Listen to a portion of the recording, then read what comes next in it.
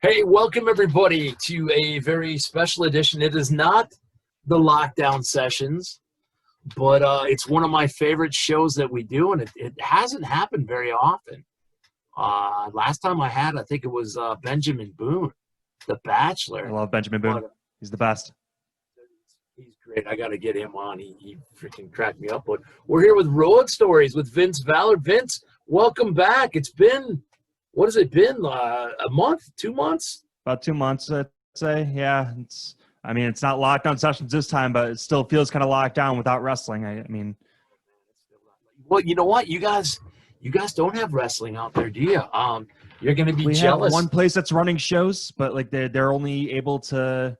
They're doing the drive-in deal where like you have to stay in your car and you can only have a certain amount of people. Like they gotta do the rapid testing for the COVID. Like if you don't, I think you gotta get tested like 3 days before and you have to stay quarantined until then. But like they're even having trouble running it. But like around here, like we're used to having like close to a dozen companies running in Western New York alone, and there's only the one running right now. But they're even having troubles. Tell you what, I don't want to get into Wrestling Travel Presents conspiracy theories, but I've been to Warrior 3 times, Warrior Wrestling here in Chicago, 3 times with 500 plus fans, outdoor venue. They're rubbing the ropes down, cleaning them in between each. And knock on wood, there has not been. It's been August 7th, and then the past 2 weeks, their stadium series, there has not been an issue. So I mean, it's good. Hopefully they can keep that going. This place is like the closest thing we have to like normalcy as far as wrestling is Pennsylvania. They're doing their outdoor shows where like you don't have to stay in the car. You can at least be a little bit closer to it. But they got so many different rules and restrictions there too. Like they don't want their guys wrestling outside of the ring, like near fans, which I get it. Like it's for everybody's safety. It's just weird to when wrestling does come back, like for everybody, it's going to be tough to make these type of adjustments. yeah, absolutely. And the ones that have like this Warrior, I've been blessed just to be able to be in attendance Yeah. and check it out because they're running some killer shows. It's on Fight TV.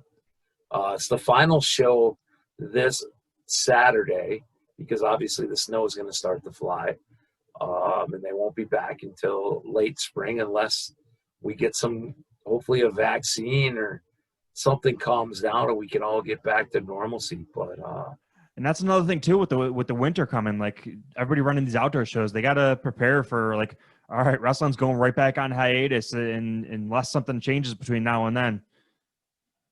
that's the thing. Unless they plan on running the Festival of Lights shows, who knows? I don't know. So it's been so what now? 2 months, and you're. I mean, you never even got a chance to get in the ring this summer, did you? Not yet. I was supposed to have a gig this past weekend that ended up falling through. Wishful thinking for their next date. We'll see what happens. But yeah, I'm just trying to keep busy as much as I can. That's good. You know what? I'm growing really impatient for wrestling. Like the Canadian border was supposed to open yesterday. We're still waiting on that. And that's one of the things that's made me most impatient. Like my dream match is on the opposite side of that border. So like that's huge for me. I don't know. Who was the dream match again? My trainer, Tiberius King. It was supposed to happen during this quarantine back in May, and it's supposed to happen here in Buffalo, but it's making me really impatient. Now, something else that'll make you really impatient, and I can't remember if we touched on it last time, but good friend of the show, Tyson Dukes, has got a Love YouTube Tyson Dukes. channel. Tyson's got a YouTube channel up and running, and if you're a worker, you're an idiot if you're not watching. I saw some of the clips. He's doing like because he runs a training school up where he's from. Yep. I saw him doing some clips like teaching like basic holds, like demonstrating on his son and like a couple of his trainees there. So like that's awesome that like even like without wrestling being around right now, he's still able to. Tyson's being Tyson. He's able to teach anybody as much as he can. Like and like you said, you're an idiot if you don't follow and listen. This guy knows what the hell he's talking about. This guy knows his shit. He's been at this for over 20 years. Like. This is the guy to learn from, and he's offering this for free. Learning tree for free. And I don't understand. It's like, yeah, I know everything there is to know about a hammerlock and a reversal. Is it going to hurt you to watch this? Because I guarantee you're going to pick up something. Tyson was one of my very first matches. He was the guy I learned a lot from earlier on. So like, it's awesome to see him doing that. And it's awesome to see him still going strong, being the best in my opinion, he's the best in Ontario, the best in Canada, and one of the best in the world. And you couldn't ask for a nicer guy. No, not at all. He's great. So and he's got his Hammerlock podcast where he's breaking down. I know he's got a clothing line too, the Hammerlock clothing line, Hammerlock Apparel, whatever it's called. Yeah. So some guys can sit back and go, woe is me. And some guys like yourself keep busy and doing podcasts. And some guys like Tyson are like, all right, well, I got the knowledge and got the opportunity here. Let's make something happen. So, I'm always dumbfounded that I've had to tell people, trust me, check out Tyson Dukes. He's giving it away right now, and who knows how long those sit up there. Another Canadian. I know we're getting away from the road stories, but have you been keeping track of PCO?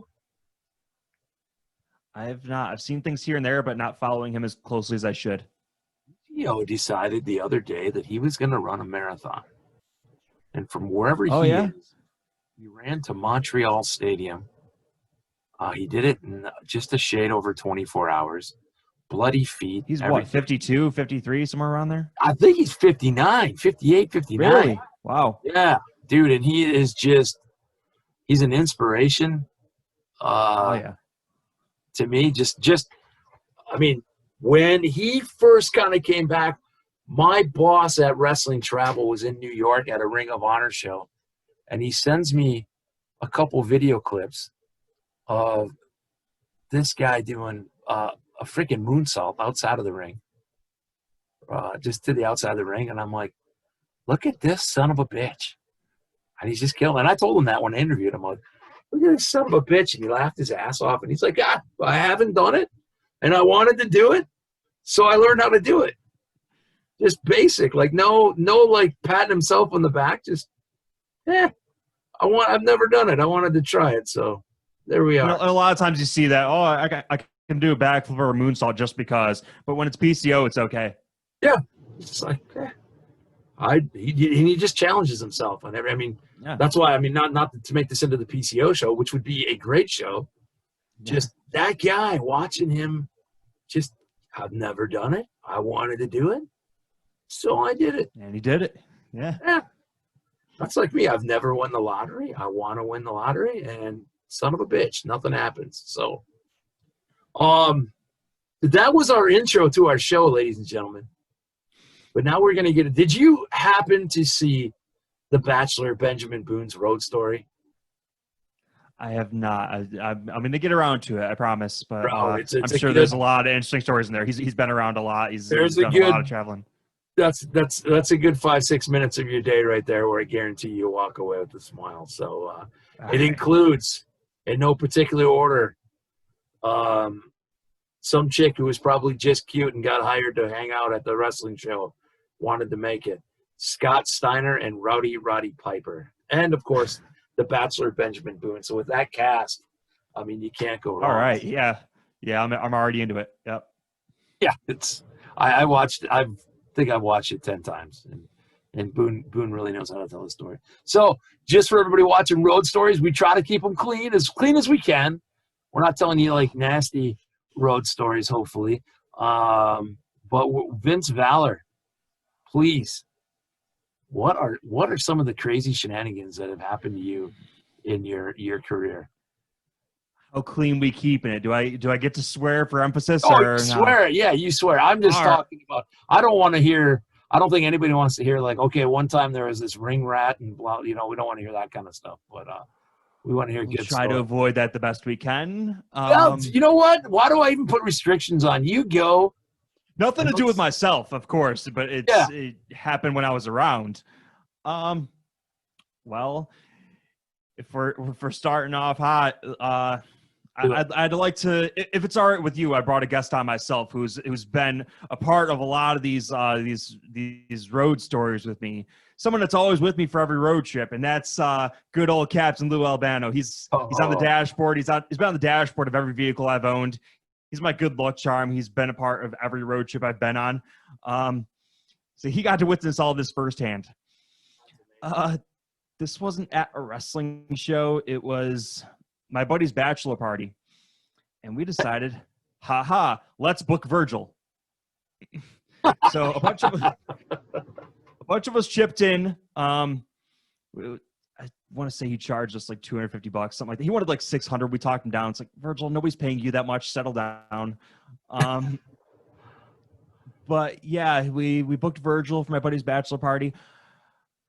Where do I begin? I landed on the grenade of driving him around most of the night. We picked him up from the bus station, and I don't know if you've had like very many experiences with Virgil. He's got a lot of stories to tell us. A lot of them are false, but it's entertaining. It makes for a great story.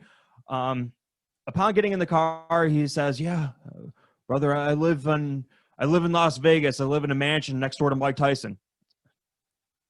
Yeah, like Virgil, you came here via Greyhound bus from Pittsburgh. Let's cut the shit already. And the stories just went on and on like that. He told us that he's filming a movie. He's a movie star. He doesn't know the name of the movie, who's in the movie, but he's in a movie. What else did he have to say throughout the night? Typical bachelor party. There's some entertainment, some women around, and all the time from the car ride, he's talking about what he plans on doing with these women. We'll keep it clean. We'll keep some of the Virgil comments to myself on this, but he didn't do anything with these women. One of them approached him. He shoved him, stiff too. He wanted nothing to do with it. I don't know if they just weren't up to Virgil's standards. Wow. But yeah, he just shoved her away. And then he did the thing too, where like all the bills are flying there. He sees a $10 bill on the ground being thrown at one of the ladies. He does the deal where he puts his foot on it, drags it closer to himself, and picks it up off the ground and tosses it in like he threw in the money. Oh no! Did he do the old Justin Clapper trick? I was taught this trick at a strip club, and it doesn't work. But my buddy had a good idea. Go to the bank and get a bunch of $2 bills, and in the low light, they might think you're slipping them 20s. No, they're smarter than that. At least the ones I went to. So. I mean, I'm sure they'd appreciate like the rarity of seeing $2 bills being thrown at them. It's like, oh, everybody throws in the singles. We're doubling up tonight. It looks like. Yeah. Well, Virgil being Virgil, he showed up in gray sweater and sweatpants. He showed up with this giant Bible of 8x10s ready to sell. He didn't sell a damn thing the entire night. But it was just the stories. It was the experience of being around Virgil. I've been around him once before, but never spent that kind of time where like I'm in the car with him and he's riding around in my vehicle, to where he picks Captain Lou up off the dashboard, and he looks at me and goes, "Do you know who this is?" No, Virgil, he came with the car. Yeah, I know who he is. And he just goes on all these stories about how he main evented more WrestleManias than Hogan, about how he's still close to Ted DiBiase. I've talked with Ted DiBiase years prior to this, and he's told me that he can't stand Virgil. He wants nothing to do with him. And Ted's a great guy. To hear that come out of his mouth is it's kind of mind-blowing. And to hear Virgil years later, yeah, we're still close. No, you're not. But yeah, and it got to the point throughout the night where like we were just getting so worn out with Virgil that we called him an Uber back to his hotel, and we just wanted nothing to do with him the rest of the night. We had an entertainment for a couple hours with him, but it's like, all right, like now we realize this is a bad idea. Let's get him back to his hotel and call him an Uber the next morning too, from the hotel to back to the bus station. But it was a group effort. A bunch of us chipped in for him, so it wasn't like any one of us paid the $250 for him. Like we all, let's throw in $20 for Virgil. It was our gift to my buddy, and he appreciated it. He had a great time. But yeah, I was gonna say, what goes through a group of guys' heads, and I've been there, where you're like, let's get Virgil for a bachelor party. Like, I'm just trying to think. You go back and go, what were we thinking, and what did we expect from this? But it makes for a great story. I mean, I was Yeah. with Virgil. And that's what a lot of these things are that I'm going to talk about with this is like, they're not the greatest experiences, not the worst experiences, but you do it for the story. You do it to have a good story to tell, to have great memories to look back on. So last summer, the lead up to WrestleMania, or not WrestleMania, excuse me, SummerSlam in Toronto, at the Met Theater, there was Progress and Shimmer and Smash Wrestling. And I showed up for one of them, the OWE at that time, before that kind of went belly up. And talking to a One of couple my of buddies guys. worked the production on that show. Oh, really? And Virgil's there. And one of the guys I'm talking I to. heard that he showed up. Yeah. What's his name? Cody works out there in northern. He tells me, yeah, Virgil just showed up, but nobody has the balls to go up and go, hey, get out. So I'm, dude, I'm always trying to do stuff for Wrestling Travel and go, hey, maybe I can get like a picture or something. Like Christopher Daniels was there. I got a picture of myself with Christopher Daniels to put on our website and whatever. And Virgil's there. And I could tell, dude, there's no way Virgil's doing anything for free he wants. He's got all this stuff out there. And he comes up to me. He's like, brother, there's another show? Where's that other show? I'm like, dude, it's here. It's after the first show. And I showed him on Twitter. I go, this is the whole lineup. And then he kept coming up to me like, well, what? I said, dude, just stay here if you're going to stay here. And finally I go, well, this is the worst. The kid, as a kid, I see him on TV. So I know who he is.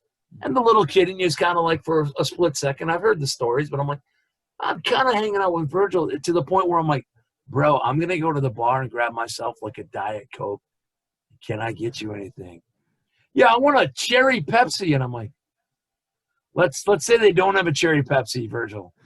It's very rare does a bar have a cherry Pepsi on tap. Yeah, like so that. and we're in Canada.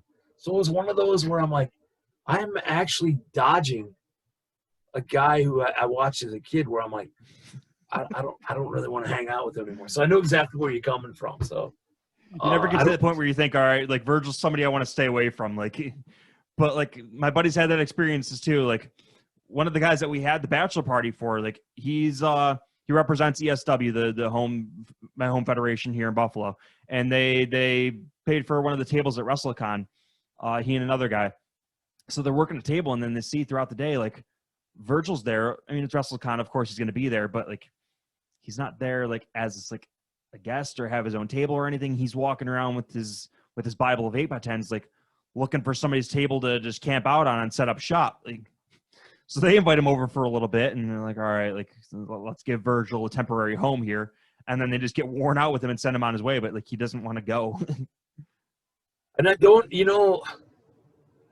he could be a cool dude. Yeah. He just made a little bit of effort and he could make money. It cannot be the last. He's not a bad dude. Like I don't know. Like I don't hate the guy. Like he's Virgil. He's entertaining. Like it's like his social skills are gone. Yeah. Like he makes for great entertainment. I mean, I don't hate the guy by any means. He's fun to be around. Otherwise we wouldn't have had him here, but you get worn out with him and you start to understand like, all right, this is why nobody wants to deal with Virgil. Yeah, I just found him like you're saying. I was just like, I just need to get away. Let me buy you a drink. I felt like it's terrible. I probably felt like every girl I ever hit on in college. They're like, just buy me a drink and leave or something. Just get out of here. So, but at least, some of us have that. And I always feel like I have, and you might not be able to tell from the interview here, but I have that inner radar that goes, when I'm talking to somebody, I'm like, oh, I'm pissing them off. They don't want to, I'm going to shut up and leave. And some people don't have that social skill. And I found him to be one of it. Yeah, now, he probably could kick my ass, but I don't know when I'll see him again. So I'm okay saying it. And like that story itself doesn't surprise me one bit that like Virgil just showed up. Like he has a tendency to do that. Like I said, that my buddy worked production on that. He was like, yeah, Virgil's here. I was like, why am I not surprised like that he would just randomly show up for that? Like, that's the thing that's disappointing is he could be, I mean, we could legitimately, if he was more of a guy who had social skills and didn't just pull shit and want $1 million for things that he could be making a decent living, have a decent reputation, and actually be invited to stuff like that. Be a guy that Wrestling Travel be like, hey, we'll have. The other thing is, yeah, he was over in the UK for the love of wrestling in Liverpool. Good friends of Wrestling Travel. I've seen the pictures. I wasn't there. He's there hitting on our swimsuit model and stuff, and I've seen pictures. I heard stories. So I go, hey, Virgil. This was like 6 months. This is in April, and I'm seeing him in August. I go, hey, you were at Wrestling Travel with him? Oh, no, man. That wasn't me. And I'm like, all right. I got nothing else to say to you. But then he's asking me, hey, when's the next show? Where do I go? And I'm like, dude, just stay here. Nobody's kicking you out. Yeah. So Virgil at a bachelor party. That's awesome. Yeah, it was interesting. It was a night to remember, or forget, whichever, however the night went for you. But yeah. So was Virgil aware of who Captain Lou Albano was? I mean, I'm sure he is. I'm sure he was. It's like it was just weird. Like he just picked it up off the dashboard. Do you know who this is? Like, all right, yeah, I know who he is, buddy. Like, otherwise, you wouldn't be up there. Dude, Captain Lou, like his paint job looks like he's in good shape. Yeah, I try to keep him in the best shape as I can. He takes a lot of bumps off the dashboard, but I mean, he's been in every car I've owned. Have you seen the Captain Lou clip from or supposedly in the Mario Kart or show where he says "fuck you, Luigi"? Yeah, I've seen it.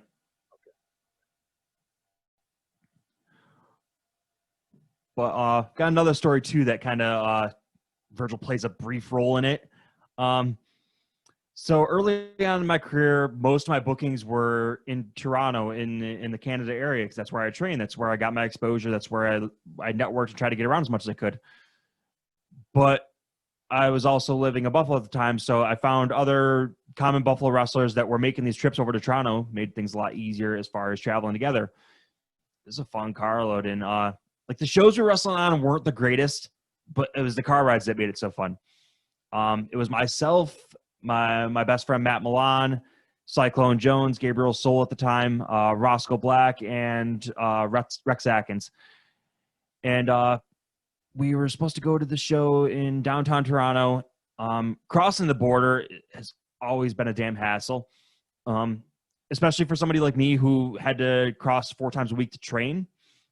But like, that's always like the thing when crossing the border is like you have to be very quick with your responses. If you hesitate in the slightest bit, like they're going to catch you for it and bring you inside. So we try our best not to do that. We always, oh, what are you crossing for? Oh, wrestling training. All right. Like either they'll question it because they're not sure, like, oh, what do you mean wrestling training? Why can't you do that in the States? Or they'll be like, all right, I see you all the time. I'm going to let you go. I've been very fortunate enough to be as past, like, oh, you're training tonight, go ahead. But even for shows, even for bookings, we would tell them wrestling training just so we didn't have to deal with the hassle of, oh, are you getting paid, or how long are you staying? Are you going to be here for days? No. So it's always easy to say wrestling training. So business as usual, we try to cross with that excuse. And the driver at the time, I forget who was driving. It was Cyclone Jones. They asked, oh, this is something we never heard before, is who's your trainer? The first name that pops to his mind is the guy that's running the show that we're wrestling on. The rest of us couldn't hold it together. We just started laughing because there's no way in the hell that guy was training us at the time. So we all just started breaking down, laughing, hysterical. We got sent inside, of course. And they eventually, I think we were in there for about half hour, 45 minutes. They eventually let us go. But by the time they let us go, we were like, I just don't want to go to wrestle on this show anymore. We were just all in agreement. It's like, all right, let's turn around and go home. Like, so we were already in Canada. We were across the Canadian border, and I was supposed to wrestle Val Venus's brother on this show, who is a great guy. I love Cam. Vic Venus is the work name. He does Val's gimmick, and he does it pretty well. He wears his old gear. He wrestles in a New Year's Revolution T-shirt, but he does the towel. He has the same trunks, everything. Val, he's a great guy. But anyway, we figured we're already in Canada. Let's see what there is to do around here other than going to the show. So we went to a Canadian Walmart just to get as much Canadian snacks as we could, and we turned around, went back to the U.S. side, and we ended up at one of the buddies' house, and we just played a King of Ring tournament of whatever game Virgil was in. I think it was 2K14, something around there. It was one of those years. Yeah, and that was my selection for the King of the Ring tournament. I went to the semifinals with Virgil. Wow. Who did you lose But yeah, to? we just decided I lost to Cesaro, which, yeah, Virgil's going to lose to Cesaro. But, like, that was, I don't know. We were all so miserable at that point. Like, all right, we're going to cross the border, but we had to wait in there for 45 minutes. Like, we just don't want to go to this show. So we just made up some bullshit excuse and just turned around and went home. With the Canadian snacks. Did you stop at a Timmy Hortons at least? No, we have those all over the place here. I suppose you guys are close enough, so yeah. Yeah. Oh, jeez. Though, how long does it usually take Border Patrol? I know like sometimes you get through, but I mean, it's usually probably a lineup of cars, or does it depend on where you're going? Depends on the day, depends on the day, depends on the time. It could change at the drop of a pin. Like it's very hard to predict how long you're going to be sitting there. You could be across in 5 minutes, or you could be across in 3 hours. There have been times where I had to text my trainer and be like, all right, I can't make it tonight. Like this border is backed up 3 hours on my side. There's no way I'm getting across. It's really hard to really predict that. I don't know. Place for you to turn around though? What's that? Is there a place for you to turn around when you hit the border? Not once you get past a certain point, but where I live, I can approach it and see how long it's going to be to where like, all right, this really, like, I'm going to be here for at least 5 hours. Like I can't, like, and when it's backed up that long, like it's for a reason. It goes very slow. It's not like they're all like getting by really quick. Otherwise it wouldn't be backed up that much. But then there's some nights you get right through. And like I said, I've dealt with some Border Patrol guards who be like, all right, you're going to wrestle tonight, have fun. But then there's ones that want to ask a million questions, and like you typically try to have like the same responses every time. Yeah, wrestling training, wrestling show. No, we're not getting paid because they bitch about that. Yeah, it's always been a hassle. I went up to Niagara Falls. I was dating a girl from the United Kingdom at the time. We got into Canada, not a problem. Spent a couple days at Niagara Falls. Come back through, and getting back into my own country, the lady is just pissed that I've got my USA ID. She's got a United Kingdom passport. Why in the world would we be traveling together? How do we know each other? When is she flying out of the country? They'll come down about that. You make sure you get her to the airport. I'm like, yeah, that's the plan. You know? I was like, holy shit. I'm like, they're really big on merch. Like they won't, like, they're not happy at all if they see you crossing with merch. To where there's been guys, Cody Deaner's one of them, and he's a genius for doing this. When he would cross over for US shows, he would and I hate to blow his spot if there's any Border Patrol guards watching this, he would layer himself in his t-shirts to where like he didn't have to carry a separate merch bag. Like he would figure it out, like, all right, what show I'm doing, how many shirts am I gonna sell? He would layer himself in his t-shirts. He would keep his gear on underneath, so he didn't have to bring over a gear bag or anything. He'd just bring himself, I'm going shopping for the day, coming right back.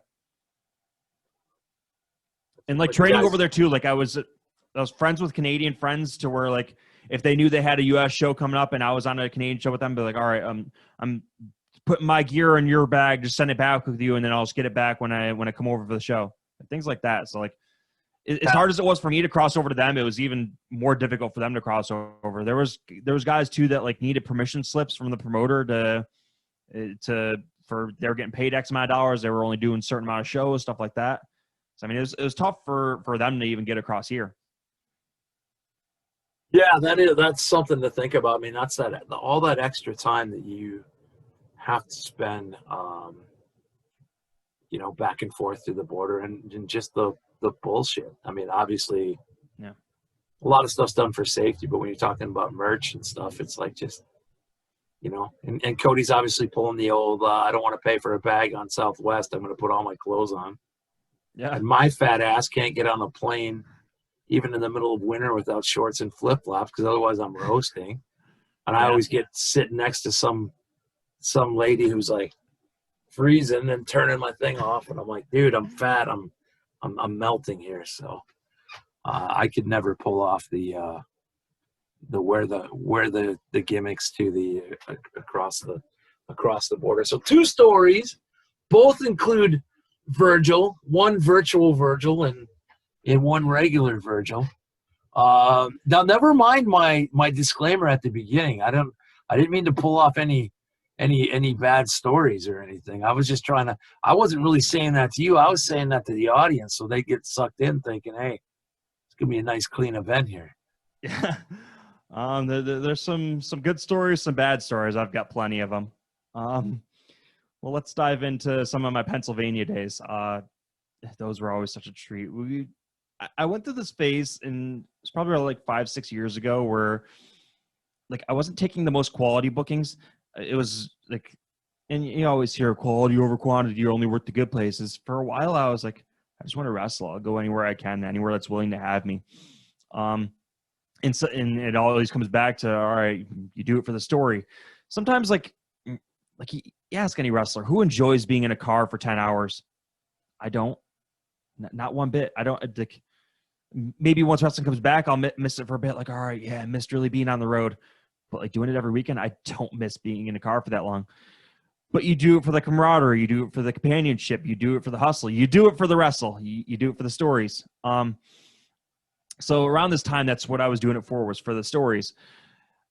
We found this really bad place in New Eagle, Pennsylvania. I'm not here to drop names or drop companies or anything like that, because this isn't a burial. This is me just sharing my stories and my experiences. But it was really terrible. We got there.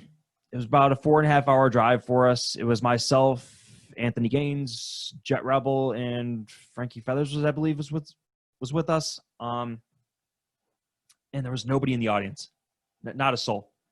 We got there, and it didn't affect the fact that we got paid. The second we walked through the door, oh, Vince Valor, here's your envelope. Oh. What do you mean? So I can just take this and go? I don't have to hang around for 3 hours and wait for the show? I don't have to wrestle tonight? I can just, here's my money. Let's get the hell out of here. Like, but obviously we weren't going to do that. It's like, all right, we came all this way. We're not going to work this guy like that. But it was just weird. I've never experienced anything like that up until that point. Like, I know some others have, but like just walking in the venue, oh, Vince Valor, here's your money. Like, usually we have to wait around until the end of the night for this. Like 4 hours past the show, try to shake down the promoter for the money. But no, like here it is upon arrival. Okay, great. And I'm grateful for that, because it didn't matter like whether or not they drew people in the crowd. Like we were still getting paid regardless. Because like I said, there wasn't anybody in these audience. Like for whatever reason, they decided to be a good idea to run their show opposite the big Italian festival that was a half-mile down the road. So everybody was at that. Eventually we had maybe 6 people in the crowd, and that was only because we were all in gear and we were standing outside of the venue screaming, hey, come down here, watch wrestling. That was how we drew in our audience. But yeah, we were there for like maybe 2-3 shows. They brought us back. We only went back because like the money was all right. It was for the story. But the only reason we left there was because I kind of cost the car an entire booking because of it. Because the gentleman I was wrestling wanted to do some crazy dive in front of 3 people. And I was like, no, we don't need to do that. And like, I'm going to call the match with him, and what do you do? I do some clotheslines. Okay, everybody does clotheslines. What else do you do? I mean, I do some clotheslines and I do this dive. How long you been at this? 12 years. I see where we're at. So you got this dive you do. Explain it to me. He explains the dive. I was like, buddy, there's 4 people out there. Like, we really don't have to do dives. Like, this ring's not the safest. The ground's not the safest. Like, we really don't have to do the dive. And he got really offended about it. Like I shot his dog or something. It's like, buddy, like it's a dive. Just come up with something else. Like, we really don't need to do it. But he got so offended by that after the match was all right. It was what it was. But he goes and buries me to the promoter, says, oh, he didn't want to do the dive. No, No, I'm not going to do the dive. There's 3 people in the crowd. Like they don't even want to be here. Otherwise there would be more of them. It's like, why do we need to do the dives? And I'm not that kind of wrestler be like, oh, less is more, kid. We don't have to do dives. It's like, but like, there's a time and a place for everything. In front of 3 people in a dangerous ring, there's no need for it. Absolutely. But like, I'll see this guy at shows every once in a while, and like the thing I'll do now just to let him know I'm a little upset with him is, I mean, I don't want to say I'm upset about it. Like, I personally could care less. It was whatever. But like, I'll reintroduce myself. Like, hi, I'm Vince. I know we wrestled that time. Huh? I don't remember. Like, but like, I'll do it every time I see him. I'll see him maybe like 3 times a year at shows and be like, hi, I'm Vince. I'll just reintroduce myself. And it's the puzzled look on his face. What the hell is this guy messing with me for? Now, you've seen him. You've been on shows with him since. Have you seen his dive? Is it spectacular? No. I mean, it's a dive. It's a like, I just don't get why he felt like he had to do it. Like, he was so offended that like we weren't doing the dive. It's like, buddy, like, you can dive. I'm just not gonna be there to catch it. Like, I mean, and that's the thing. You're coming from time and a place for it. Yeah, and guess what? If you can save a little wear and tear on the body in front of 3 fans, save the wear and tear. And if you can't entertain 3 fans without doing your dive, time to reevaluate a little bit. Yeah, and it was one of those shows too where like we've all experienced this as wrestlers, like where you're pulling up really close to a sketchy venue, like you're thinking in the car, like, oh, I hope this isn't it. I hope this isn't it. And sure enough, you end up seeing a ring in the middle of nowhere. It's like, all right, that's it. Let's get out and do this. No, we've all, like I said, and speaking of like the 10-hour road trips, like I'm lucky now that I'm out of the ring. I get to do this. I don't usually have to share a car, but there's always a guy that forgot his deodorant or his toothbrush, or those ones are the worst. Have not washed their gear. They want to wash the luck off their gear. And I tweeted this out a while back, but like, as wrestling approaches, I don't want to experience any of that. There's no room for any of that shit. Like, if your first match back and your gear stinks, get the hell out. Yeah, you've had 6 months to wash your shit. Yeah. Good point. One of my last shows was the June before last, so a year and a half ago, up in Marquette, Michigan, and gimmick tables set up next to a guy who claims to be the son of a famous wrestler. I don't even care looking up. I can still smell this dude. I feel like I might know who you're talking about. All right, we'll talk off camera here. Yeah. He carries a bedazzled staple gun, if that gives it away. I mean, that could be anybody in Michigan.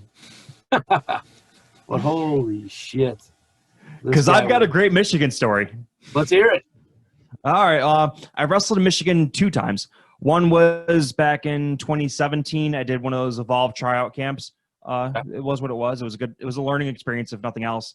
But another time, I believe this was 2014, 2015, somewhere around there. I don't know where to begin with this. I'd heard stories from friends that have wrestled for this place. Not good ones. But this is at a time where I was doing things for the story. I was like, all right, like, this might be fun. I'll have to experience it for myself to really get a gauge for what they're talking about. And I came back with the same experiences they had. So it's about a 6-hour drive. I don't even know how I stumbled upon this booking. I think it was.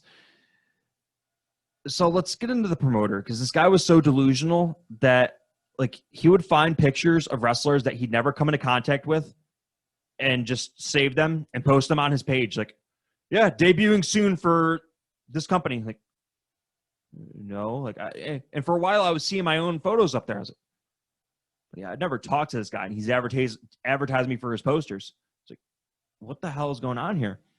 And like, he had one of those Roku channels too, where he had his shows on there. I was like, and I stumbled across it. I was like, well, let me check this out real quick. And I'm seeing photos of myself in the advertisement. I was like, what the hell is this guy doing? And he's doing it myself, a bunch of my friends too. I was like, well, I mean, if he's going to advertise me, I might as well wrestle for him at least once. So I think that's how it came to be. Because that's got to be how it happened. I really don't remember talking with this guy to where we like agreed upon dates or agreed upon bookings or anything like that. But like, I'm pretty sure that's how it happened. I think because even after this date, like I wasn't going back, but he was still advertising me for months on after that. This guy's like really out of his mind. But yeah, it's like a 6-hour car ride. And we pull up to this place. It was an outdoor show, which I love outdoor shows. I love the county fair shows. Those are my bread and butter. Like those fans are very appreciative of it. It's a fun experience. If you're lucky, you get to go on a carnival ride or get a snow cone after your match. Like I love county fair shows. This wasn't one of the great ones that I enjoy. They had an I Got It table. Like that's a big thing for me. So like I'm appreciative of that. But that was the best. That was the highlight of the day. I do remember talking with this guy, and he promised that there would be about 800 people in attendance. There were maybe 65 sitting in bleachers drinking beer out of milk jugs. So like that gave me a good idea of the audience that I'd be wrestling in front of. Get out of the car. It's just mud and dirt everywhere. I think it rained that day or the day before, but we're still going through with the show, I guess. It was just terrible. So I look at the card, Vince Valor versus Fitness. Who's Fitness? So I look and I see this guy. He's what you would expect to see out of Fitness. Okay. He's got like this baby blue singlet top, and mind you, like the gear on the show, like you're able to walk into a locker room and take a look around and see what kind of show it's going to be just based off of like appearances alone. You could tell like just by looking at somebody, all right, they take this seriously, or all right, they don't. Some guy went out there that night in pajama pants and sneakers and a Sprite t-shirt.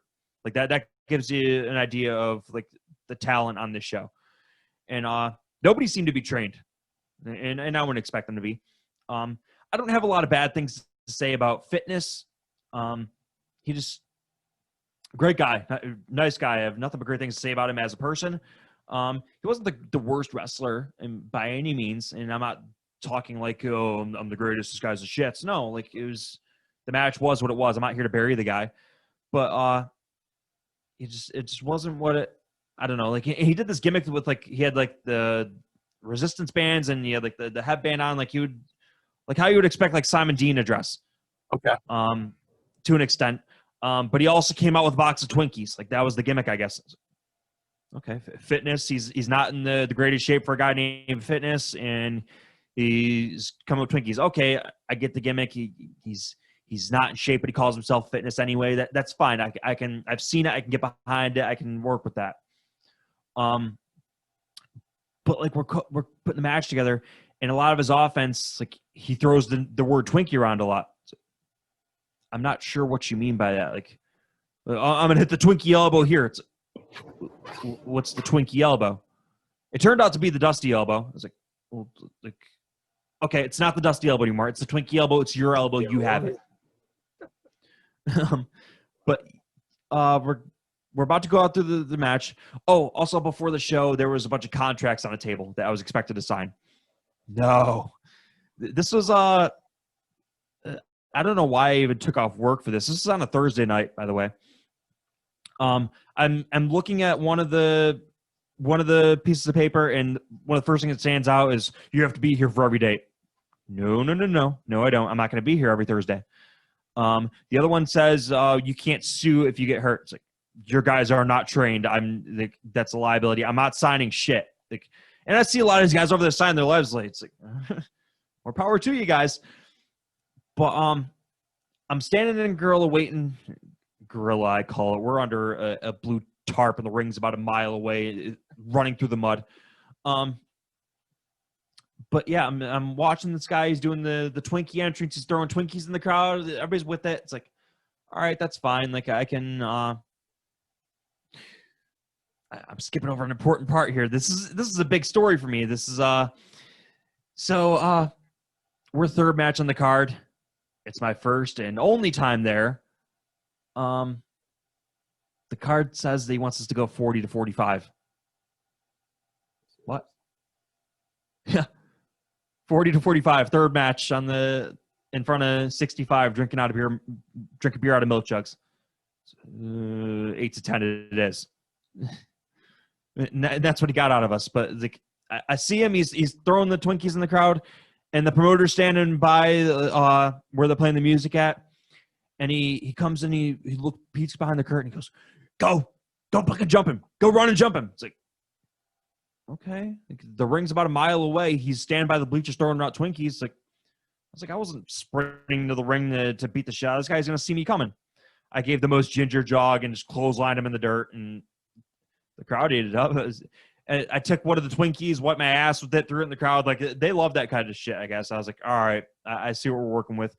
Like, I'm a visitor here. Like, I'm here to, whether these people are paying to come back and see the fitness again or not, like, this is a gimmick that's for these people. I'm here to get this over, get his gimmick over. That's fine. I'm fine with it. We had the match. The match was what it was. And like I said, I have nothing bad to say about the guy. He's fitness. Again, it's great. But that my night wasn't over. My night was far from over. So 2 matches later, promoter asked me to go out there and be a manager, introduce myself as a part of the stable. Oh, okay. Just nothing. I'm just a manager for this match now. So yeah, just stand ringside and coach them through it, because for both of them, it's their first match. Oh boy. Yeah. And they didn't really talk about much either. They just assumed that they'd go out there and have it. It was the first match for both of them. Mind you, everybody in the show has been saying they've been wrestling for 10 years, and this is their first match on a show. And like, every match on this card was given at least a good 25 minutes. It's like, what the hell is the matter with you? Like, you want the show to run 7 hours? It's like, this isn't Mania, buddy.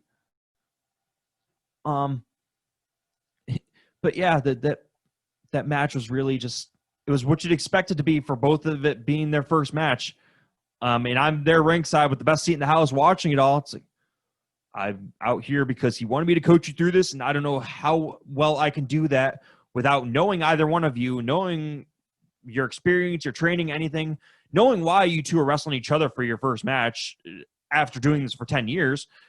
So I'm just kind of out there. Just, yeah.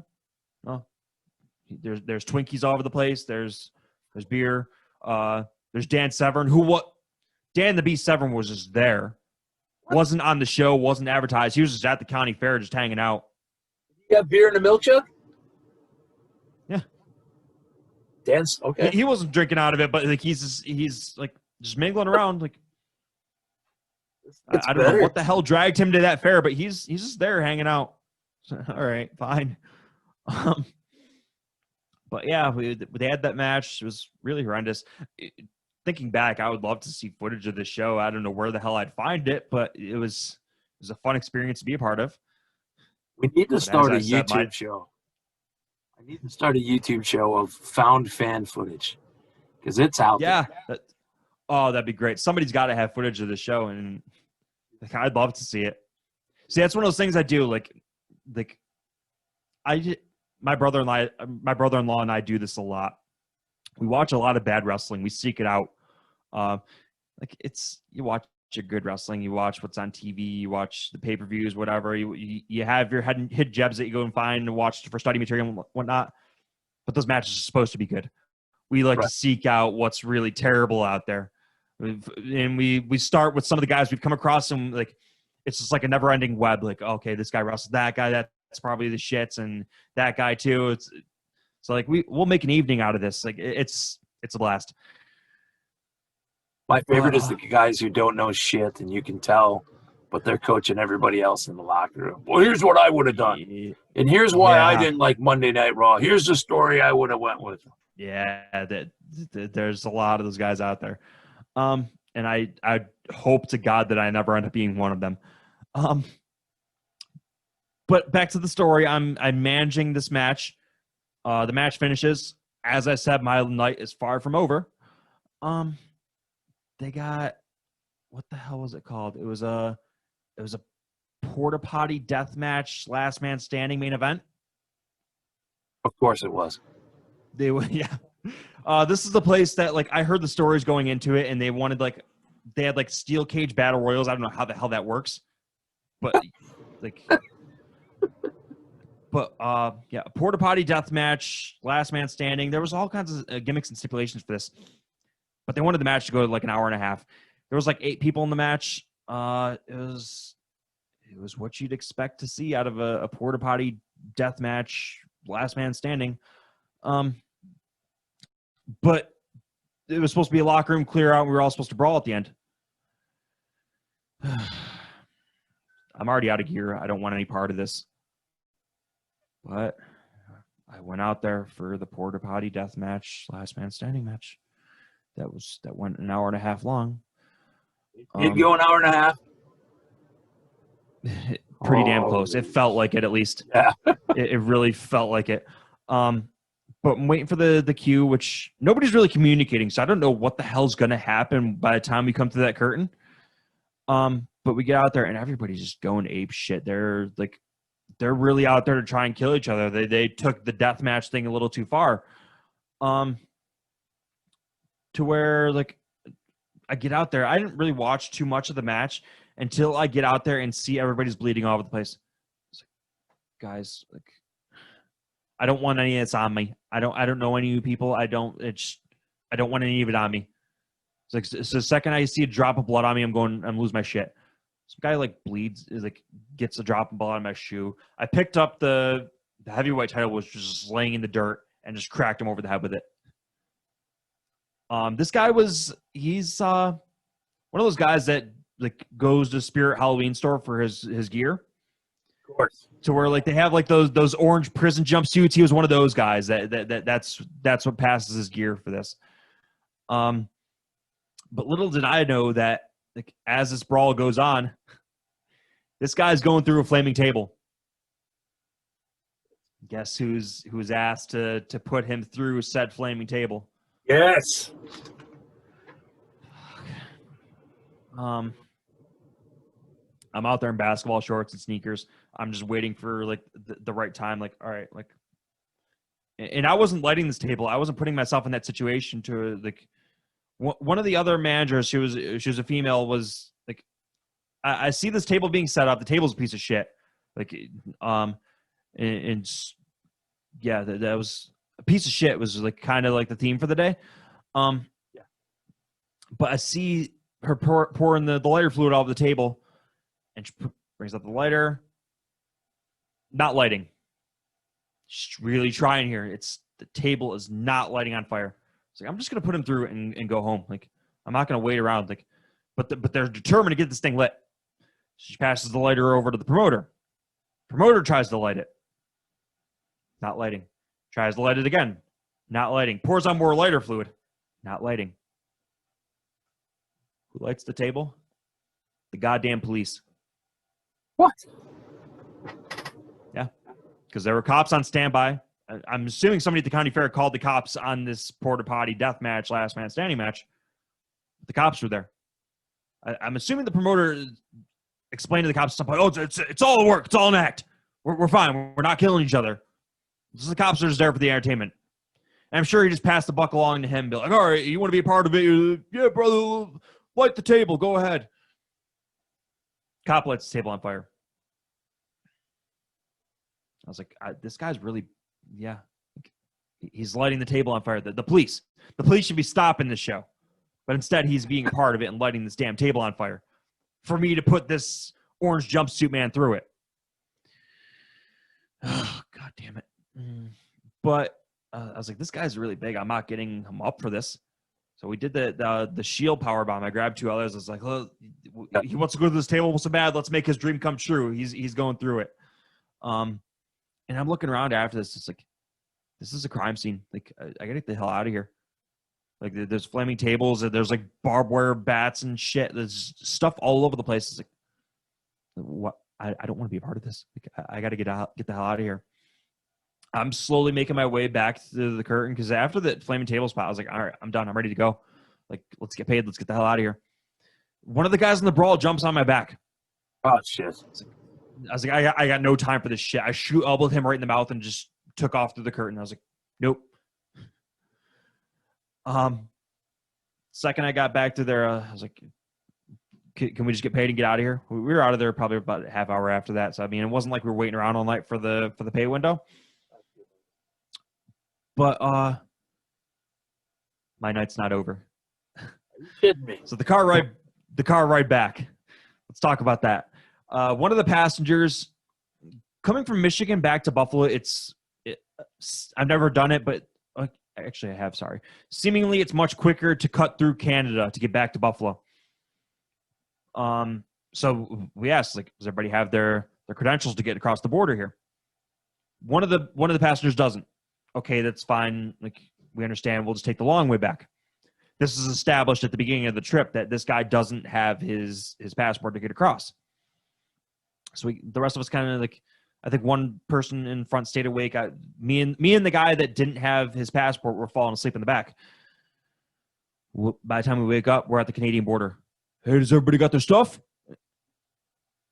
No, we explained that at the beginning that, like, he doesn't have his passport. So why are we here? You took us out of the way to get to this Canadian border. So now we have to backtrack a good 2 hours to get back on track to get back to Buffalo. So you drove us 2 hours out of the way. Oh, sorry. And then, so they're driving for a little bit longer. It starts downpouring, and I sleep like a baby during the rain. I'm out cold. Finally, they pull over in this hotel parking lot. Like, what started as a 6-hour drive back home turned into about 9 because of this little detour to the Canadian border. So about 7 hours out, they pull over into this hotel parking lot. Hey, Vince, you ready to drive? I guess. If it gets us home without any more stops at the Canadian border, I guess. And, like, they're like, the back seat is sound asleep. One in the front is just trying to talk to me the whole time. It's like, I've had enough. Like, I don't want to talk. I just want to sit here in silence and make this drive back home. We're about 4 hours deep back into the trip back to Buffalo. I pull over at this rest stop, thinking somebody else would raise their hand and be like, all right, you've had enough. Maybe I drive now. Nobody. I got out, used the bathroom, got myself a Pepsi. I was like, I've just had enough. Like, I want to retire. I want to be done with this. But yeah, I workhorse the entire trip home, powered through it. The one thing I made sure to do, because I knew as we approached Buffalo, I was like, I know how much gas is left in this thing. I know what's going to get us home. Whoever was driving asked for like $40 a piece for gas. I was like, no, you don't need that much. Half this car isn't getting paid that much. You're not getting $40 a piece in gas. Sorry. So we get closer to Buffalo. The gas light's on. This thing's on E. I was like, I can make it. I'm not stopping. I'm not putting a dime into this thing. I already paid my share. I'm not dropping another dime in this thing while everybody else is asleep. Pulled into the driveway, and I was like, this car is not making it out of the driveway. I did not leave a drop of gas in that thing. It's like, it's your problem now. I was just miserable. I was bitter. Like, I went into that, like, thinking, oh, all right, like, this might be a fun story. And it is a fun story to tell. I enjoy talking about the story years later, but, like, the experience itself, I was like, why am I doing this? Like, this is a Thursday night. I could have made real money at work. Like, I made money. Like, it wasn't like I got stiffed on pay or anything. That would have made the story much worse. But yeah, absolutely. Like, I could have stayed home. Like, but it comes back to you do it for the story.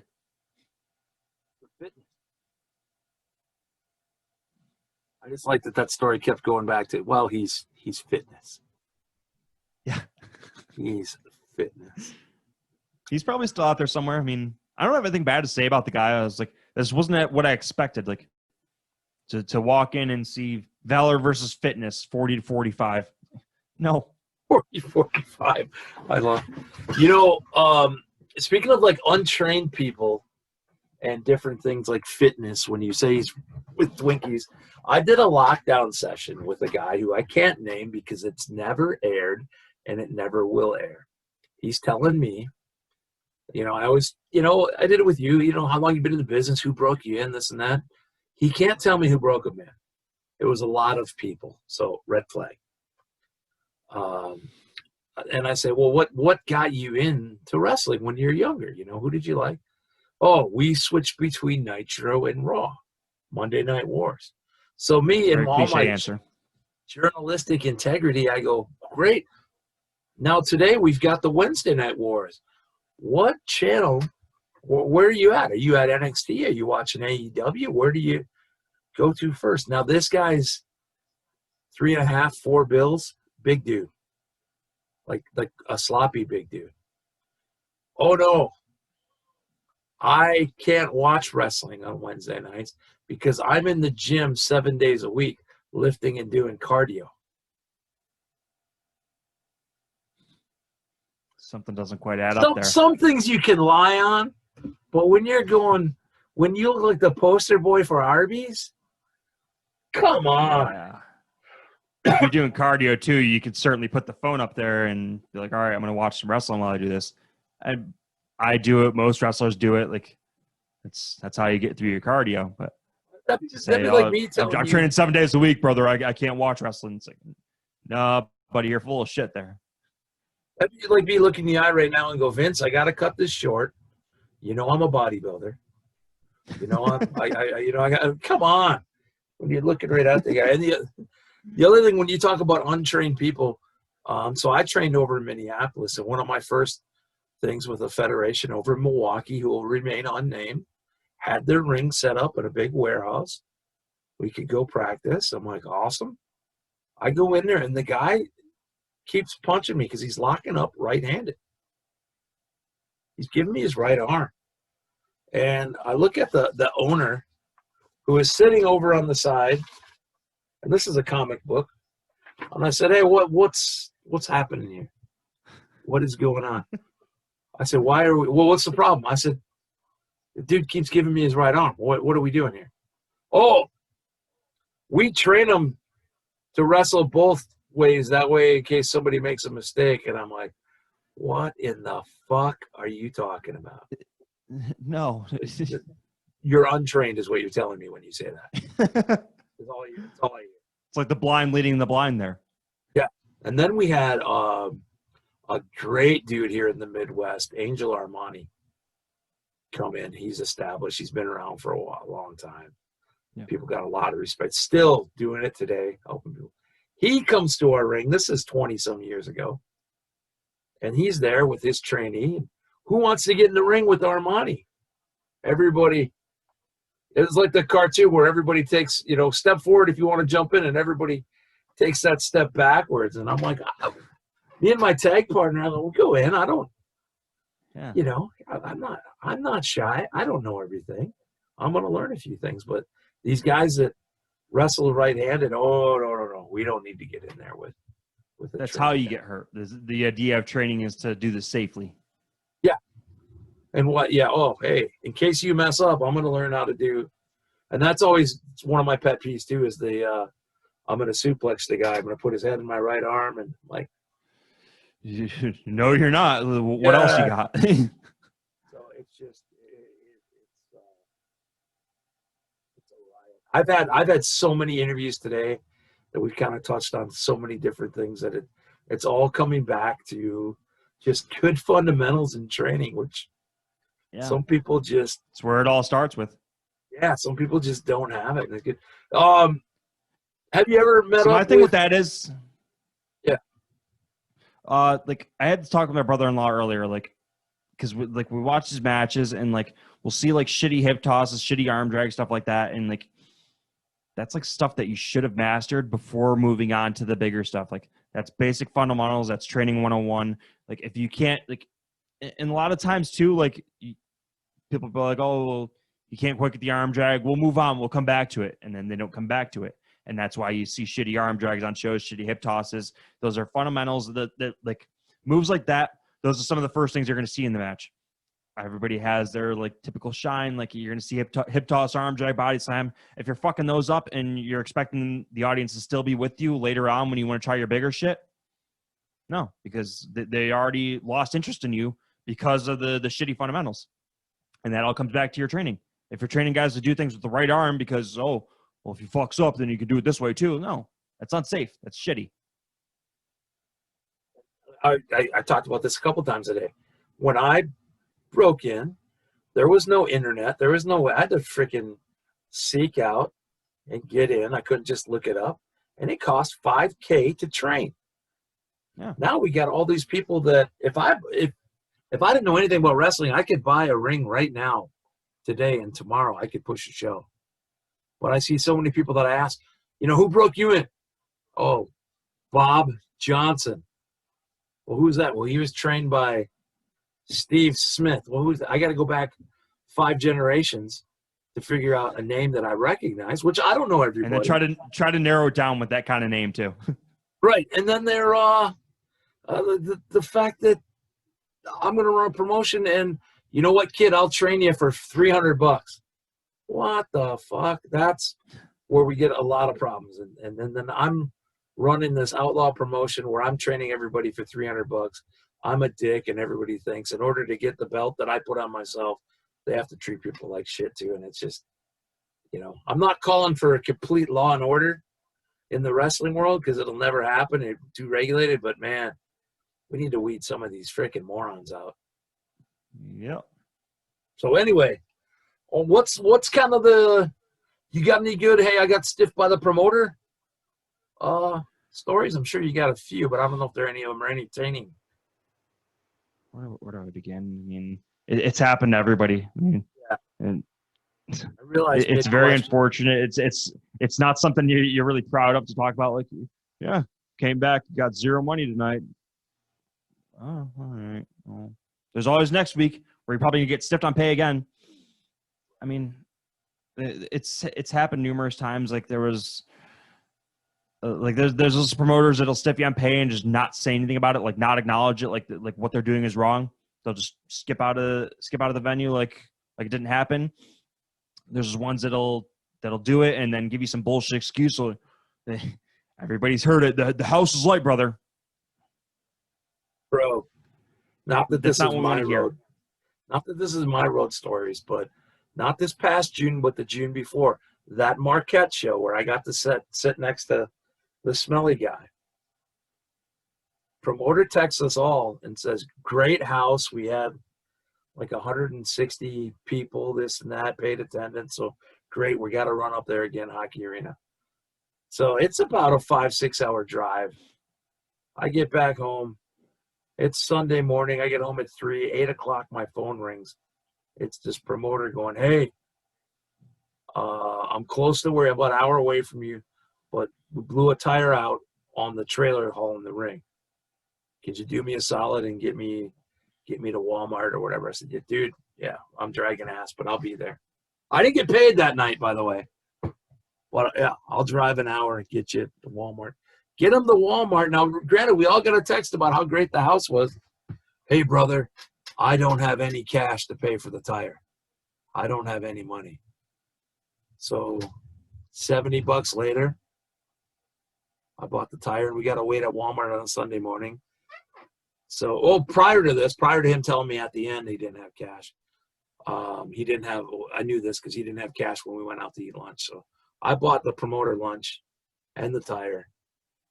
And that was June. I did not get paid back until this past February for the tire. So some of my favorites. Like the stories like that. I mean, like my brother-in-law has great stories about that kind of stuff, and like the actions he takes if he doesn't get paid. Like I'll have to get him on with you. He can tell these stories himself, but he once started to take apart the ring and load it into his truck if he didn't get paid. So like it all depends on like how you handle it. If you're just gonna belly out and die over it, or if you're gonna stand for yourself and get your money.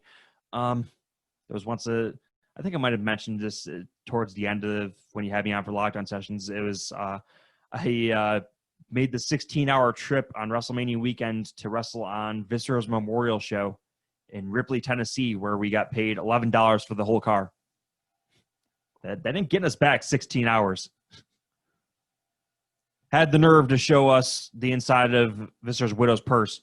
They're like, she needs this money. We respect Viscera. We respect his widow. We respect the fact that she needs this money. An article came out a couple months later that she didn't see a dime of it.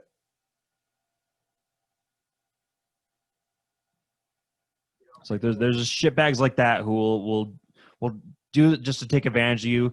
There's ones that like genuinely can't afford what you're asking for and paid, but like that's fine. If it's not in the budget and if you can't afford it, I understand. Just be honest. Communicate about it.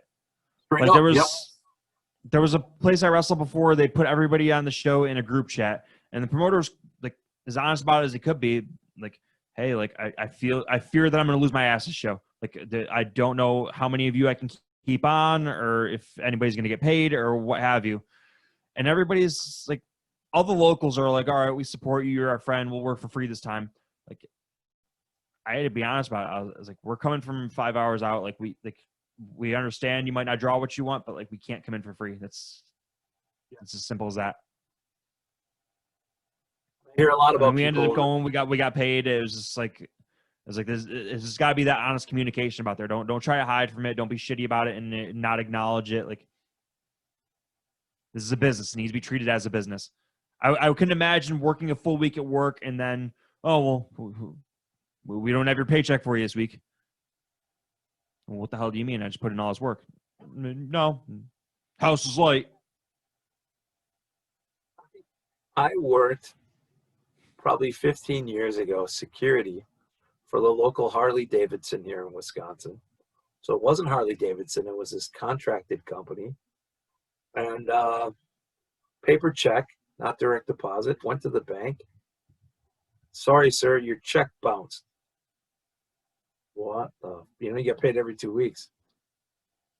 Turns out the lady running the show was a meth head or whatever, ran off or whatever, and I don't know how they ever. But I'm like, I've never had a paycheck from a professional company typed out bounce. And I called them and they're like, oh, we don't know what to tell you. Our money's good. I said, I'm at the bank. Yeah. I'm right in front of the lady. She's telling me your check has bounced. And sorry, I can't work for this shit anymore, No.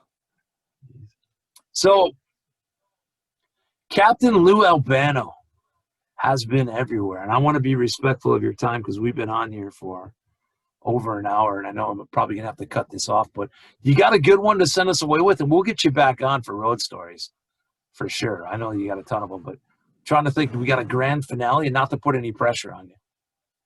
Oh, that's the pressure one because like that the Michigan pressure. One was like that was my big story to tell. I don't know, like I hate to go on road stories and just talk about all the negative experiences. Like, yeah. This isn't one necessarily like particular story, but it's just the fun times I've had on the road with my friends, with my brothers. Like, it's like whether it be a good experience or a bad experience, like it's an experience. It's a learning experience. It's being around your friends. It's doing this for what we love.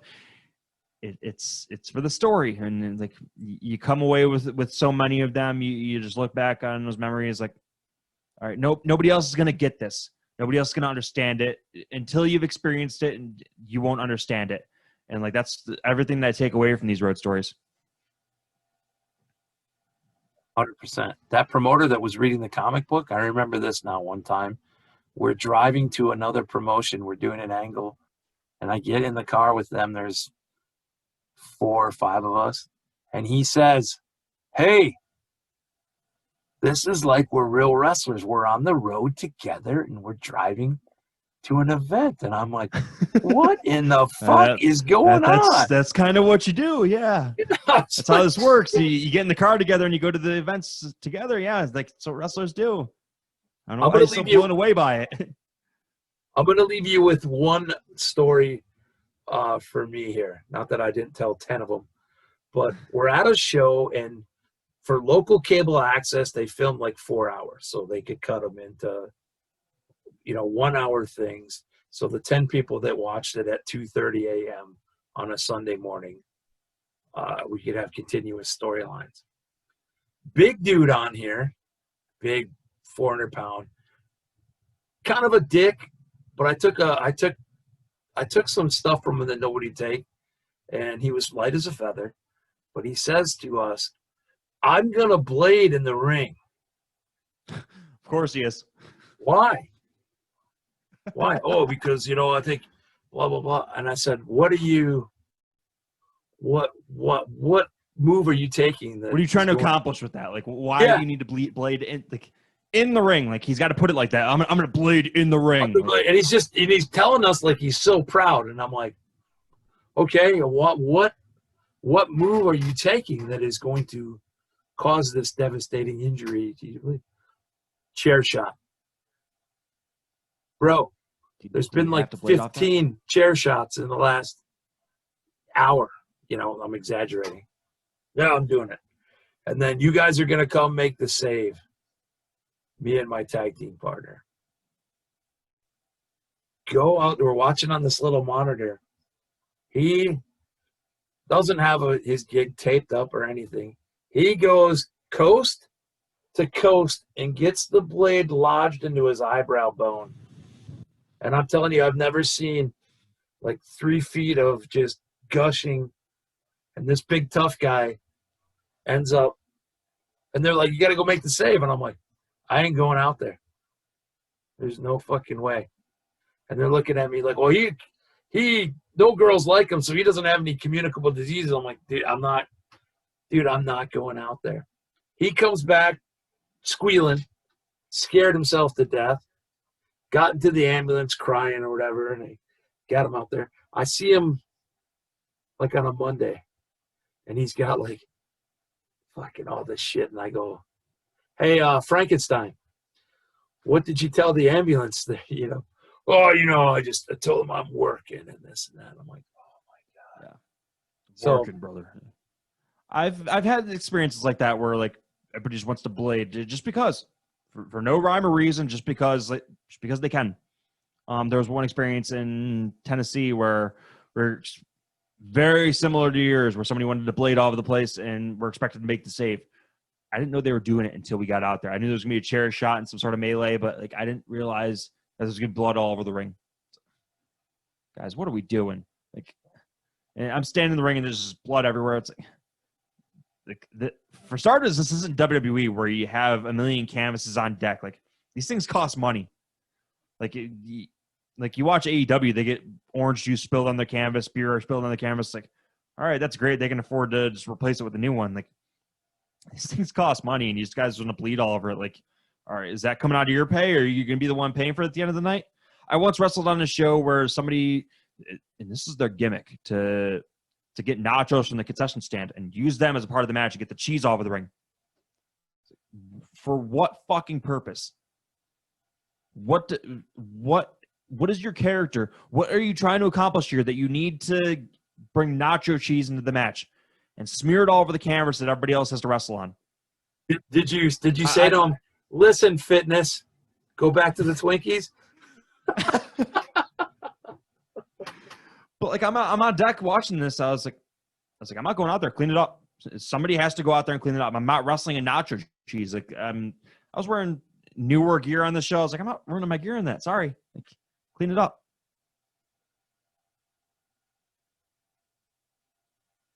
Oh man, Vince Valor, dude, it's an honor anytime I get a chance to talk to you. I know it's only been twice. It's always a blast. I love it. But dude, we got to do a part 3. Absolutely, I'm here for it. And I'm up for a part 3 tomorrow. I don't even care. I mean, this is awesome. We get, give us some time to digest this and get it on there. But I'm hoping that you guys open up and we get you in some wrestling matches too very soon out east. Definitely, man.